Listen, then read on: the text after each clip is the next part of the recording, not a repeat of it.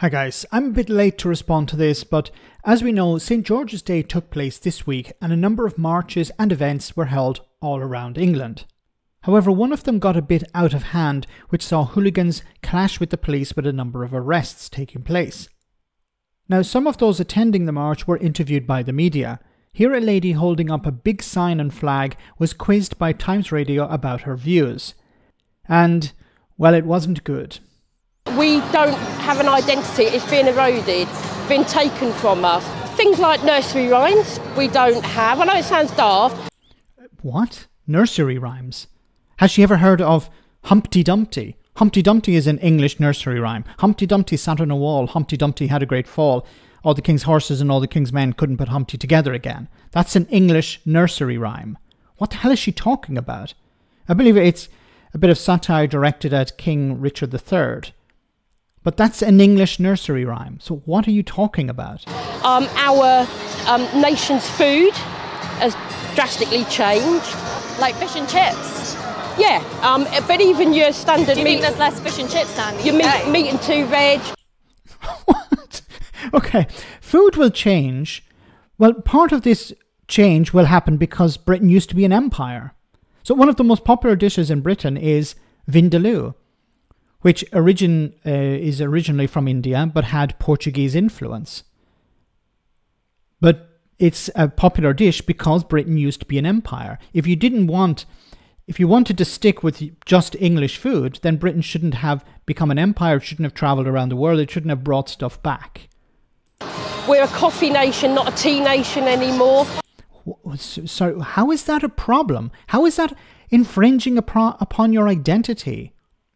We drink more coffee than we drink tea. Like, people drink coffee in the morning because they feel it gives them a bit of a boost. Some people drink it on the go. It's much more difficult to drink tea on the go because you have to put it in a tea bag, and you have to add milk and sugar, and it's more convenient to do it just to have coffee instead. Some people drink black coffee. Very few people drink black tea. But maybe I'm going down a bit of a rabbit hole here. Why are you here today? I'm here today because I'm a proud Englishman, and I've had enough of this country being taken away from us, from government more than anything, the elites, the globalists. Oh God! And this guy is upset now. Can you imagine what he'll be like when Labour are in charge? The government have taken this country away from us, whatever that means. So it's St. George's Day, and he's one of our national heroes. And a lot of our values, they were taught to us. Well, we learned them from him. Sorry, so what values did you learn from St. George? St. George was around in the 4th century. A Roman. He joined the Roman army and then he was executed for becoming a Christian. Like, what values are you talking about here? For our grandchildren, because we don't want them to grow up having to hide in a room talking about how things used to be in this country. You're literally outside talking about how you feel. The media is interviewing people on the street about how they feel to be English.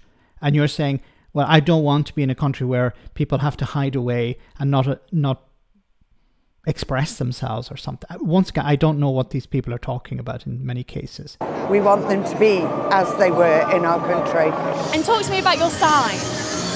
My sign, obviously it's a nod to Gideon Flater with regards to the openly Jewish on the street, which I totally disagree with. We should be completely equal in our country, and we're not. If you are... So equal about what? Equal in what way? Like, you're expressing yourself, you're demonstrating your freedom of expression. And you're somehow saying that you're not able to do that. A nationalist, if you are proud to be English, proud to be British, they will push you down. It's a government agenda. What do you think about... Look, for me, nationalism, well, patriotism, I'm not a big fan of nationalism, but patriotism for me is trying to make the nation better. Because the nation is the people of the country. So trying to lift people out of poverty, to end poverty, I think that's patriotic. Closing food banks because they're no longer needed, I think that's patriotic. Making sure that the healthcare service is free at the point of use and people don't have to die waiting for it, I think that's patriotism. The state of the UK right now. I think it's in a terrible state. Why do you think that? Because they're supporting the wrong things and not looking at, you know, that we're like they were saying that we're trouble causing, and we're not. We're here to take back something of ours. We have all different saints' days going on, all different religious days going on. So we're just something like St George's Day. Yeah. Why do you? The journalist doing a bit of trolling there. Now, the sort of feeling you get from these people is that they're angry, that something has been taken away from them. But aren't they supposed to be happy? Saying, isn't this great? This is a great country. People have freedom of expression. People are not oppressed. Isn't that what they should be talking about? Something positive, not something so negative. You say that we're not equal. What do you mean by that? I just think there's a lot of unfairness going on within the country. This country, it's no longer equal to all. It used to be, or we tried to be, so back in the 90s, we were all talking about equal opportunities. Then we went into inclusivity and diversity, and somewhere along the way we've lost ourselves and we're not equal at all. There are some people, you know, it is that, you know, the old adage about some are more equal than others. Could you provide some examples of where like it's happened to you? I probably don't really want to say anything. And you said the... Give us an example of how you have been persecuted in some way, how your rights have been taken away from you. Well, I don't really want to talk about that. Now, it's possible she doesn't want to talk about it because she doesn't want to get in trouble. And it's also possible that she doesn't want to talk about it because she doesn't have any examples. The unfortunate thing about all of this is that people are being told that they are victims.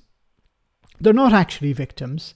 They're extremely privileged in respect to many other people in society. But they're being convinced by the right-wing media, by politicians, by their friends down the pub, that they are victims and something has been taken away from them. That if new people move in, that society stops being British or English or whatever. And instead of actually embracing new people and embracing their cultures and absorbing those things and making them British, there's this resistance, unfortunately. It's very sad because societies change. Societies that don't change die. You know, it's like languages. Latin is a dead language because Latin didn't evolve. But cultures evolve. They absorb other cultures. And, you know, like the traditional English food today, is vindaloo because it's so popular, because people like it. Part of it is that, part of the reason is because of the empire, but also because of people coming from Asia, bringing these food and culture with them. I think a rich society is one that is not like a monolith, but is embracing. Let me know in the comment section, guys, what you think. As always, your comments are greatly appreciated. Thanks a lot.